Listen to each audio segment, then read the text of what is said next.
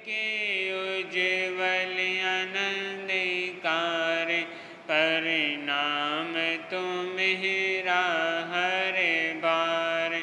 तीन जगत के नाथ आपके, चरणों में जाऊं बलिहार। भवसागर के शोषण करता, तुमको वंदन बारंबार। भवसागर के शोषण करता, तुमको वंदन बारंबार। प्रज्ञा में ऋषि पन्नी रतन शास्त्री गुरुदेव श्री उपेंद्र जी महाराज साहब के पावन चरण कमलों में हृदय की असीम आस्थों के साथ वंदन अभिवंदन। उपस्थित धर्म पे बंधुओं, आपके समक्ष अपने विचारों की अभिव्यक्ति से पूर्ण कुछ पंक्तियां हैं, आशाएं आप सभी मिलकर बोलने का भाव रखेंगे। बोलिए चमत्कारी दादा गुरुदेव श्री प्रेम सुख जी महाराज जी की, परम पूज्य गुरुदेव श्री उपेंद्र मुनि जी महाराज की। यदि भला किसी का कर न सको, तो बुरा किसी का मत करना। अमृत न पिलाने को घर में, तो जहर पिलाते भी डरना। यदि भला किसी का कर न सको, तो बुरा किसी का मत करना। अमृत न पिलाने को घर में, तो जहर पिलाते भी डरना। यदि सत्य मधुर न बोल सको, तो झूठ कभी भी मत बोलो। यदि मौन रहो तो सबसे अच्छा, कम से कम विष तो मत घोलो। यदि सत्य मधुर न बोल सको, तो झूठ कभी भी मत बोलो। यदि मौन रहो तो सबसे अच्छा, कम से कम विष तो मत घोलो। बोलो तो पहले तुम तोलो, फिर मुख का ताला खोलना। अमृत न पिलाने को घर में, तो जहर पिलाते भी डरना। यदि भला किसी का कर न सको, तो बुरा किसी का मत करना। अमृत न पिलाने को घर में, तो जहर पिलाते भी डरना। यदि भला किसी का कर न सको, तो बुरा किसी का मत करना। अमृत न पिलाने को घर में, तो जहर पिलाते भी। यदि घर न किसी का बंधा सको, तो झोपड़ियाँ न जला देना। यदि मरहम पट्टी कर न सको, तो खार नमक न लगा देना। यदि घर न किसी का बंधा सको, तो झोपड़ियाँ न जला देना। यदि मरहम पट्टी कर न सको, तो खारे नमक न लगा देना। यदि दीपक बन कर जल न सको, तो यदि दीपक बन कर जल न सको, तो अंधकार भी मत करना। अमृत न पिलाने को घर में, तो जहर पिलाते भी डरना। यदि भला किसी का कर न सको तो बुरा किसी का मत करना। अमृत न पिलाने को घर में तो जहर पिलाते भी डरना। यदि भला किसी का कर न सको तो बुरा किसी का मत करना। अमृत न पिलाने को घर में तो जहर पिलाते भी। यदि फूल नहीं बन सकते तो कांटे बन कर न बिखर जाना। मान बन कर सलाह न सको तो दिल भी किसी का न दुखाना। यदि फूल नहीं बन सकते तो कांटे बन कर न बिखर जाना। मान बन कर सलाह न सको तो दिल भी किसी का न दुखाना। यदि देव नहीं बन सकते तो यदि देव नहीं बन सकते तो दान बन कर मत रहना। अमृत न पिलाने को घर में तो जहर पिलाते भी डरना। यदि भला किसी का कर न सको तो बुरा किसी का मत करना। अमृत न पिलाने को घर में तो यदि भला किसी का कर न सको तो बुरा किसी का मत करना। अमृत न पिलाने को घर में तो जहर पिलाते भी डरना। मुनि पुष्प अगर भगवान नहीं तो कम से कम इंसान बनो। किंतु न कभी शैतान बनो और कभी न तुम हैवान बनो। मुनि पुष्प अगर भगवान नहीं तो कम से कम इंसान बनो। किंतु कभी न शैतान बनो और कभी न तुम हैवान बनो। यदि सदाचार अपना न सको तो यदि सदाचार अपना न सको तो पापों में पग मत धरना। अमृत न पिलाने को घर में तो जहर पिलाते भी डरना।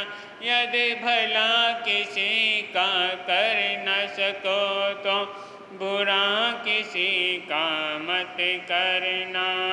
अमृत न पिलाने को घर में तो जहर पिलाते भी डरना।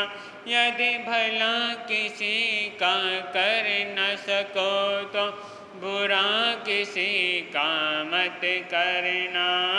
अमृत न पिलाने को घर में तो जहर पिलाते भी डरना। उपस्थित धर्म पे बंधुओं, कामयाबी की कुंजी क्या है? कामयाबी क्या है? अगर जिंदगी में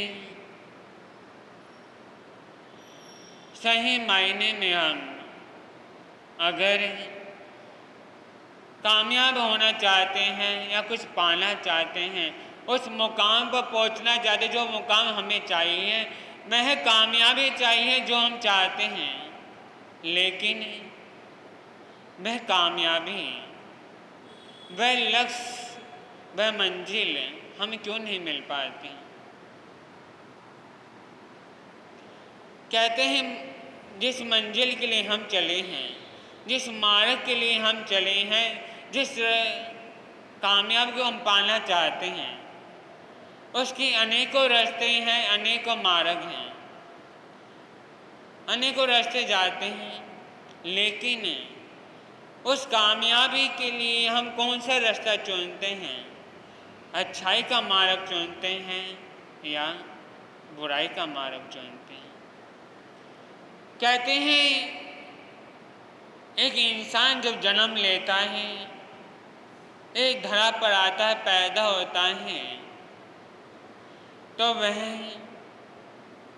बालक के रूप में यौवन अवस्था में बालक काल में है। अभी उसको संसार की कोई जानकारी नहीं है, किसी प्रकार की कोई जानकारी नॉलेज नहीं है, लेकिन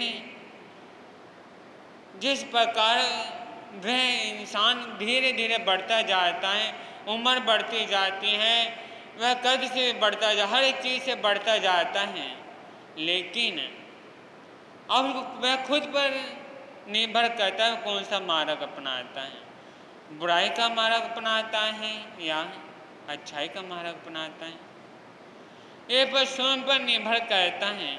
लेकिन हम कामयाबी कैसे पाएं? कामयाबी की कुंजी क्या है? जो हम कामयाबी पाना चाहते हैं इस संसार में आकर किस तरह उसको पाएं? सर्वप्रथम क्या हो? सर्वप्रथम हमारा स्पष्ट लक्ष्य हो।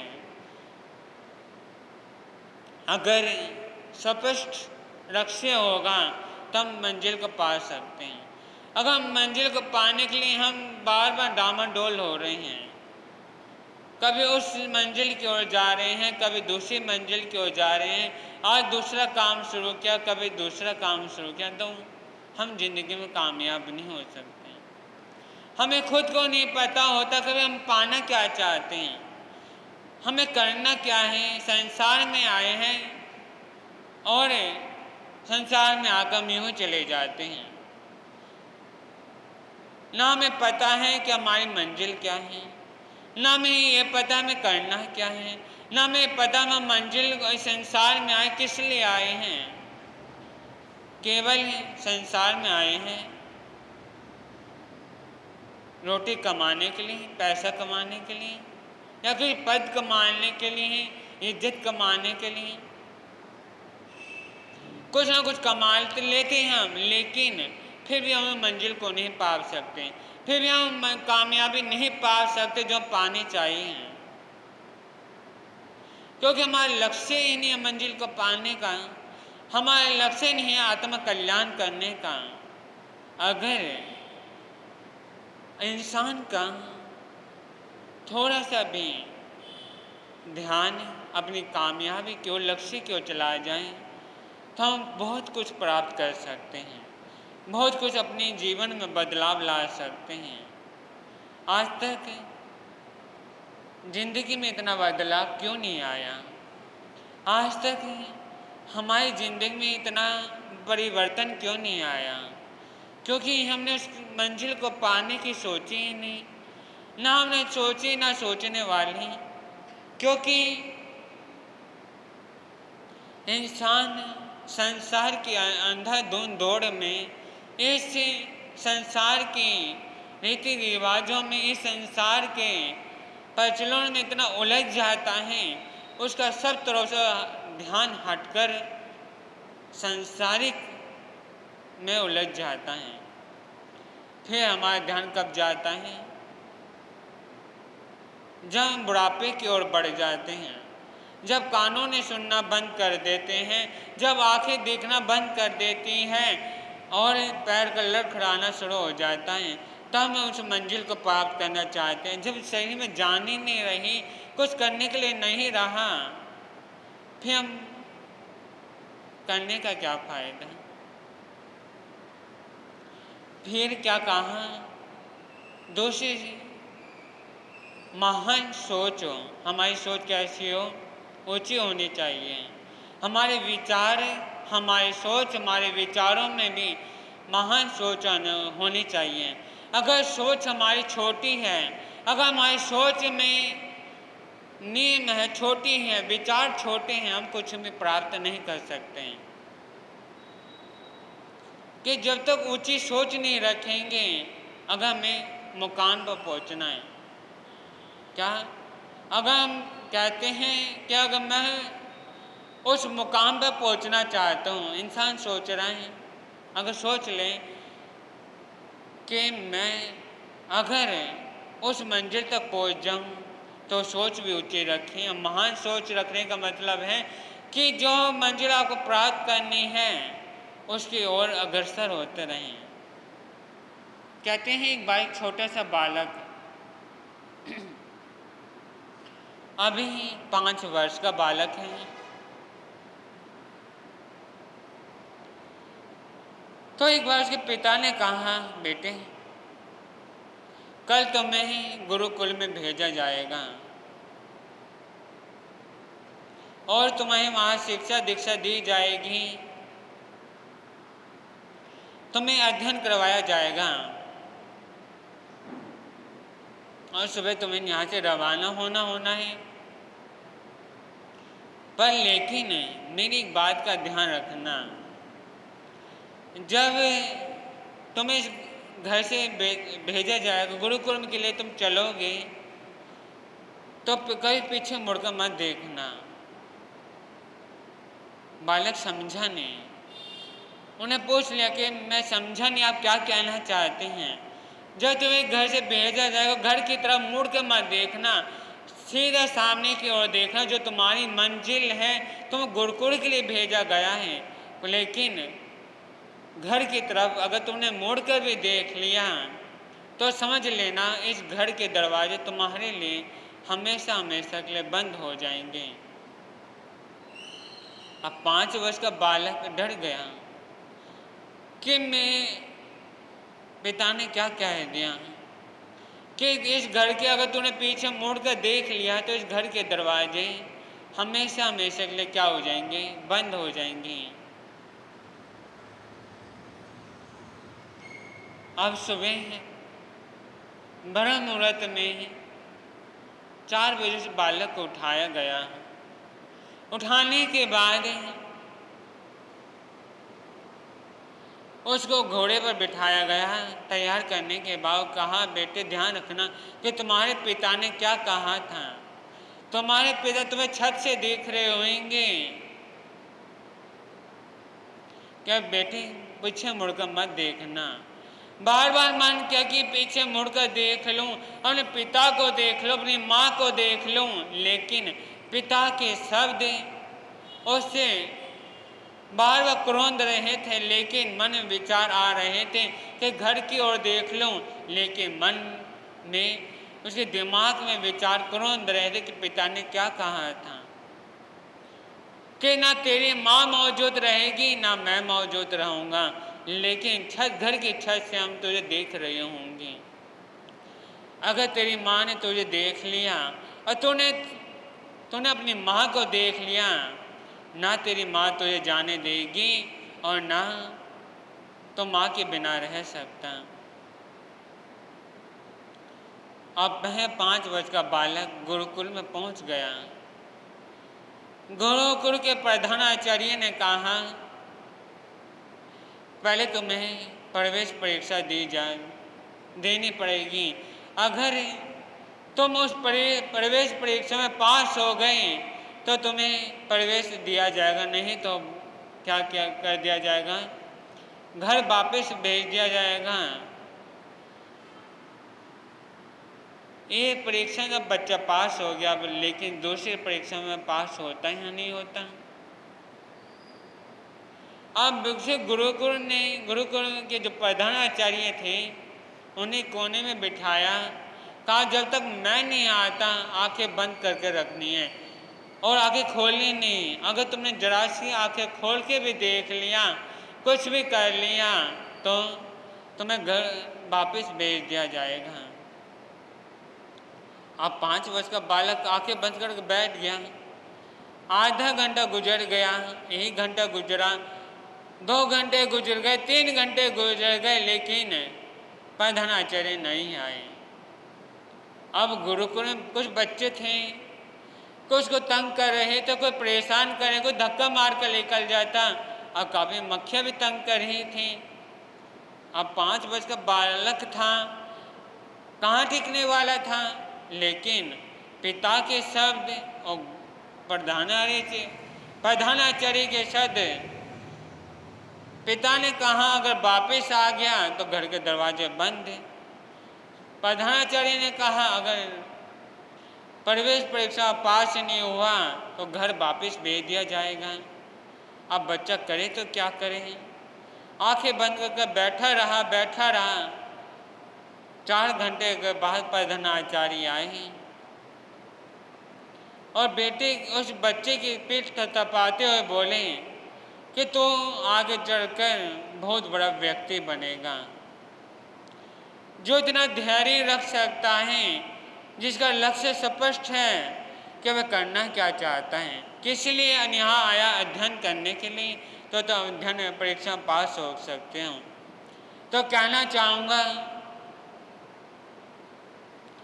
कि वही इंसान कामयाबी को पा सकता है जो हर एक सोच के पीछे कोई रहस्य छुपा हो, हर एक सोच के पीछे कुछ करने के पहले सोच ले कि मुझे मंजिल को प्राप्त करना है, चाहे कुछ भी हो जाए, चाहे मुझे कितनी परेशानियों का सामना करने पड़े, चाहे मुझे कितनी दिक्कतों का सामना करने पड़े, मुझे तो मंजिल को पाना है, उस कामयाबी को पाना है जिसके लिए मैंने जन्म लिया है। अगर हम ये सोच लें तो हमारे जीवन का कल्याण उत्थान हो सकता है। तो बोलिए महापंजा पर्वत बाल ब्रह्मचारी स्वामी श्री भागवत जी महाराज जी की।